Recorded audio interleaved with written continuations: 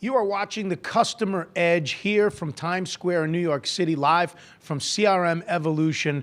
There is a revolution going on in CRM, and we're just going to barely survive it if we can last these last 5 minutes. Brent Leary joining us back on set, Volker Hildebrand from SAP, Brent from CRM Essentials. All right, let's recap what we've learned from our three experts in this show today. Esteban Kolsky from ThinkJar, Keith Dawson from Ovum, and Mike Fawcett from IDC. Let's start with Mike and work our way backwards. I just want to quote, the quote's going to end up on my wall. I got a wall of fame with some quotes, and I have some good ones, and this is an even better one. Consumers' expectations have not changed today. What has changed is that their expectations, that you will meet their expectations. That's as profound a statement as I've heard in a long time. That's a cool statement. I'm going to take umbrage just a little bit. Okay. I would say that their fundamental expectations haven't changed because they've always wanted to be valued, and they always beyond the transaction, absolutely. But I think from a tactical standpoint, I think their expectations do change. 5 years ago, you would be okay with getting 2 days or maybe something you order 5 days. But now Amazon has changed those expectations. You almost want to get it a couple of hours because they have same-day delivery. So I think from a fundamental standpoint, they have changed. I mean, they haven't changed, but from a tactical standpoint, I think I think that's a good amendment to that, because pretty soon we're going to be in an environment where we're going to expect to walk into Starbucks and have already paid before we ever got in line, and they have our coffee ready and didn't have to ask me what it was. Right. That's going to be the expectations that are going to be out there, and they're already in some places with the brands that are doing it. No, right? It is, and that's what's changing. I totally agree with Brent. It's the fundamentals that haven't changed, and I mean we've published the Customer Experience Edge book about 2.5, 3 years ago.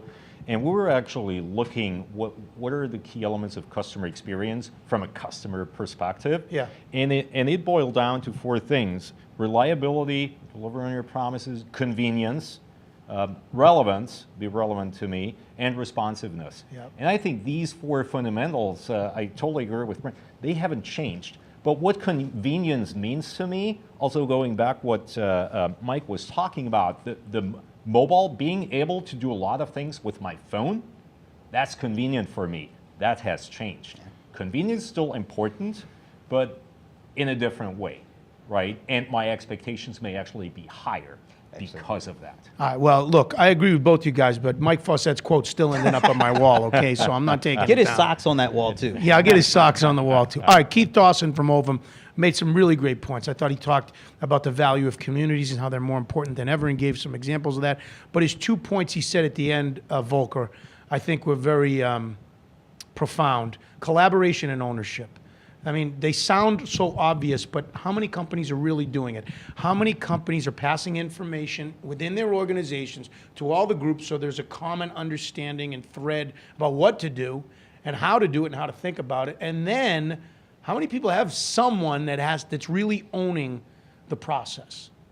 Well, I'm afraid only very few companies have that, and I'm not even talking about challenges on the technology side, bringing all the data together. That can be solved. I think it's a cultural thing, and it's also, and I talked about that earlier, it's how different divisions. It's the siloed thinking that's also manifests itself in KPIs that are not about the customer experience or how do I better engage with the customer. It's about how do I make my numbers, and that's the key problem. And that's why I slightly disagree a little bit with Keith said. It doesn't matter who owns it. There just needs to be an owner. I got him now. See, he waited till the end of the show to disagree with everybody while they're off the set. Unless, well, I wanted to share their perspective, right? Wait till he gets to Esteban. He's going to rip him apart. I think it needs to be driven from all the way from the top. Otherwise, it's not going to. It's a CEO challenge, in my opinion. I would agree with that, but it doesn't negate the premise that someone needs to own it. And then you can delegate it to somebody who owns it, and then it doesn't matter. But it needs to be driven from the top. Your comments on Keith's points? Yeah, I like the one on the customer communities. I think maybe it depends on what kind of service or product you have. but there are some rabid folks about the things that they buy and purchase, the things that they love. And if you can create a community of those kind of folks and keep them happy and satisfied and have them be a part of the organization, not kind of left out, but actually bring them in, that word collaboration, I think that could be extremely powerful. And you show them that you're not just valuing them for the transactions they bring, but actually the thoughts that they have. Because these folks live and die with some of these products, and they would love to be able to tell you, or to at least offer up things and suggestions that could make it better, because they want it to be as good as it can be. My point about the community that he made that I thought was great from a CRM perspective is probably beyond social channels. If everybody years ago said, oh, we need to have a community, and then it was like, why? Well, what are we going to do with this community? How are we going to monetize it? But nowadays, you have an opportunity to build a stronger relationship with people, even critics, in there, and get a different level of engagement from a CRM perspective. Well, and that's one thing, and believe it or not, you can actually reduce costs as well, which maybe shouldn't be the primary objective, but your call volumes and your tech support, if it's tech problems, actually goes down. I mean, we've seen that at SAP, where we have our SAP community network with over 1 million kind of IT professionals who live, and like he said, some of them live and breathe that community, and yes, it did bring down our so the community answers load the of questions messages about errors, gaps, or how can I do this. Final point about Esteban. There's a lot of meat on the bone there with Esteban, as always. But his overriding point about companies still don't see the value in social.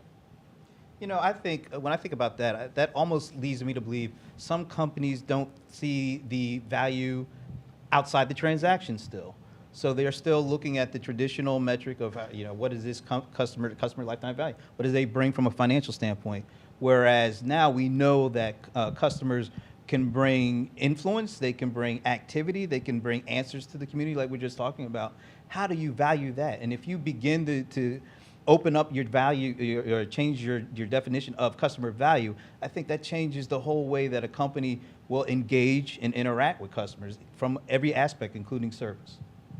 Volker? Well, the one thing that I would add as well is if you limit your perspective to a particular social channel, yes, Esteban's completely right. With the 140 characters on Twitter, you probably can solve a complex customer problem, right? Going back and forth in 140 characters. But again, you got to look at it from a customer perspective who's actually channel-less, which means from an organizational perspective, you need to have a multi-channel view. And as Mike pointed out, even Twitter, his example, can be a very important channel that may not be the channel which is the preferred channel to solve his problem, but it's the channel to create awareness, and then the action might go through an entirely different channel. And also coming back to the mobile from a customer perspective, if I start a complaint with Twitter and then they're chatting with me or doing something else to help me with my problem, I don't really care. It's convenient and easy for me, and the company is doing what they're supposed to do, even if social was maybe only the initial trigger of that whole service process. Volker, always great having these conversations with you on the Customer Edge. Brent, Thanks you were a for having welcome me. addition, despite the fact you had traditional black socks. I'm going to have to turn in my analyst badge or something. Yeah. CRM Essentials. Brent, thanks for being Thanks a for part of having the me. show.